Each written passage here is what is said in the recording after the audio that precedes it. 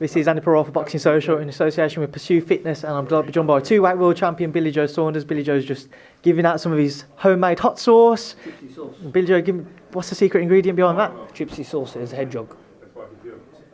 Obviously, we're down here today for the announcement of your link-up with Eddie, Hearn and Matchroom Boxing. Just talking about the decision behind joining Eddie on the back of leaving Frank Warren. Just, it's my weight's obviously a catch 300 weight. Every fighter that's on it is on the Matchroom and the Zone channel. So, me and Frank and MTK, we all sat down and, we was all men about it and come to the right decision for us all and party companies, and here I am today.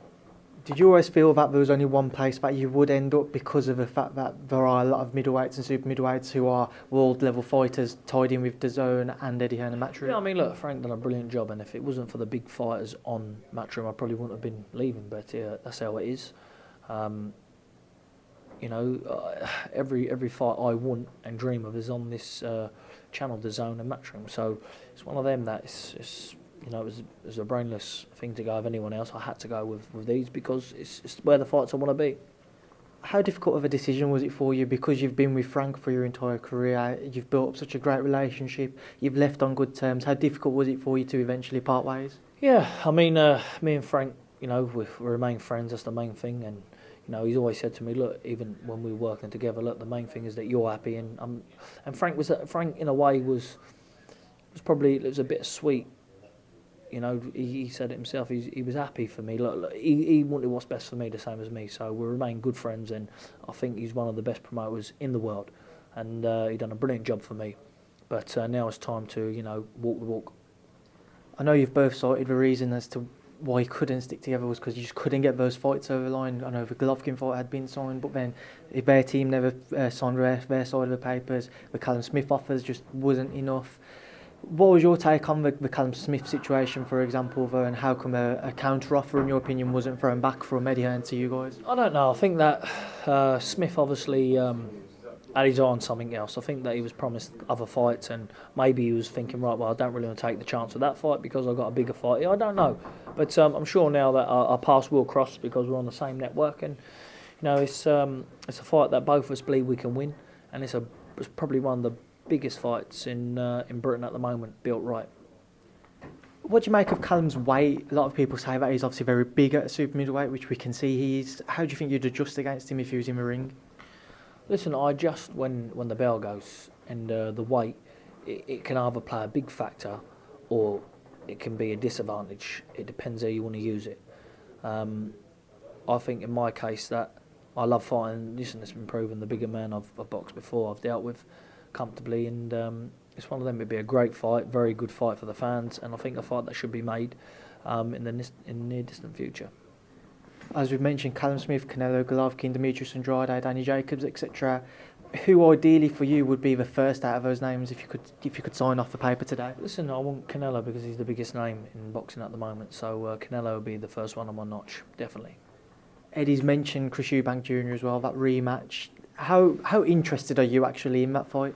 Look, like I say, if I want to use it as a warm-up or stepping stone or whatever I want to use it for, but I think everybody knows he's not world elite level. It is what it is with him, but I'm interested in the big fights.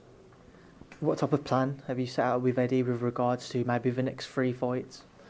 It's a multi-fight deal, so basically that's all we put in the contract. We want the biggest and bestest names you can deliver. So hopefully, end of October, start of November be the first one, as Eddie said today. We're not saying it's going to be no number 1 or number 2 because everyone's sort of linked and tied to fights at the moment. So we'll get the best that we can, and we'll get the show on the road there. Do you feel any pressure on yourself in the sense that because you haven't had those big fights yet, that you need to try and maybe force them through a bit quicker now, because obviously time isn't on any boxer's side, but because you've waited so long, you're trying to eager to get them over the line? I don't think I need to rush anything. I've got no miles on the clock. The 28 fights I've had, I probably ain't took 5 good punches. So, I've got no need to rush. I'm only 29. We'll take the right fights at the right time that suits us and my team at the same time. I just want to get your thoughts on Canelo Derevyanchenko. That seems to be set to be announced. What are your thoughts on that one for the IBF, vacant IBF? I think that's Golovkin. Golovkin Derevyanchenko. I think that's it's a pretty straightforward fight for Golovkin, but as I say, straight fight as in a win. But it's going to be a tough 12 rounder, which will probably take a little bit away from him and, you know, take a bit of battery life away for the next person who fights him. And obviously we're waiting for news as well on your stablemate, Tyson Fury. It seems to be reports are that Otto Wallin, the Swedish fighter, he will be his next opponent. What do you know about what's next for Tyson?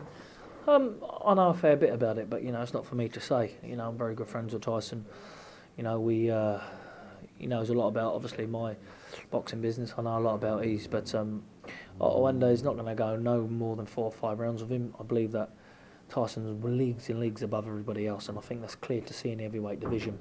But his main fight will probably be in next year, probably against Wilder, which, if Wilder couldn't beat him, 28 stone, mentally ill, physically ill, all the problems he had, lost all that weight, and still couldn't beat him.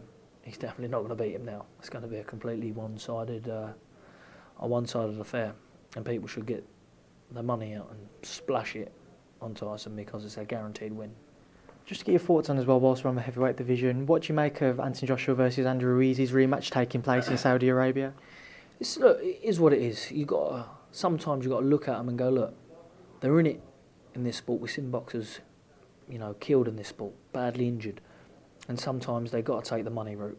And by the sounds of things, Saudi Arabia just came in and blew everybody else out the water. So that means the fighters are probably earning double or triple, and good luck to them for earning that. But you know, you get these fans now say, "Oh yeah, we wanted it in the UK," so they go and get drunk and watch the fight and criticise the next morning probably. But they're looking at it now as a business point of view, and you know, it's sort of a catch-22 for Joshua because he's quite a good decision for him to have it there because he's thinking, right, if I do get beat again, I'm probably getting double money than I would have. And if I win, you know, I can still come back to the UK and put on big nights there. But, you know, he's a brilliant fighter, Joshua. And Ruiz is a tough cookie. But, you know, people are saying biased, but you put Tyson in the ring with him and it's very a one-sided affair for me and for probably everyone in boxing who wants to be real about the matter. Tyson Fury is the man at the weight.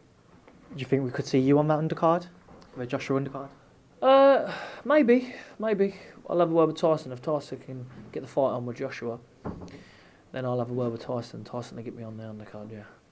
And finally, before I do let you shoot, I just wanted to get a word on your relationship with Eddie Hearn and what's it like? Eddie, listen, I've always had a good relationship with Eddie Hearn, you know. He's always spoke well about me and, you know, I can only say, you know, he's done a brilliant job for his fighters and hopefully he can put me on the right track to do the same for me. Billy Joe Saunders, thanks for being back in social. Cheers.